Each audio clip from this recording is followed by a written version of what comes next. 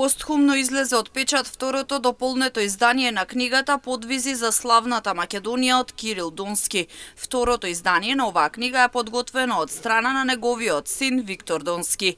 Книгата е продолжение на животот на Донски, но во неа се зборува и за холокаустот на евреите, како и животот во Штип пред почетокот на војната. Издававме второ издание на оваа книга, каде што дополнивме некои интересни и битни моменти.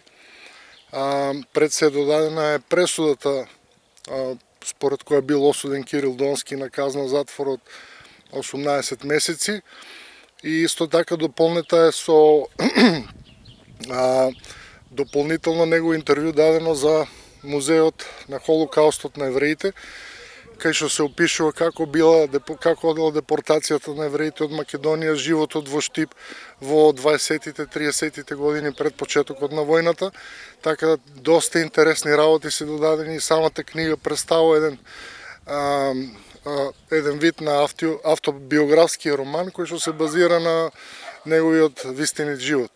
Освен автобиографски информации за Кирил Донски, во книгата се опишани борбените дејствија за време на Втората светска војна. Целта е книгата да остави белег врз младата генерација, а тенденција е да се направи и игран филм. Главно книгата става акцент на борбените дејствија за време на Втора светска војна пред Сесремски фронт на македонската војска. Значи, книгата не е само за Кирил Донски, туку остава еден голем белег на македонските војници кои што храбро се бореле, некои од нив и го изгубиле својот живот.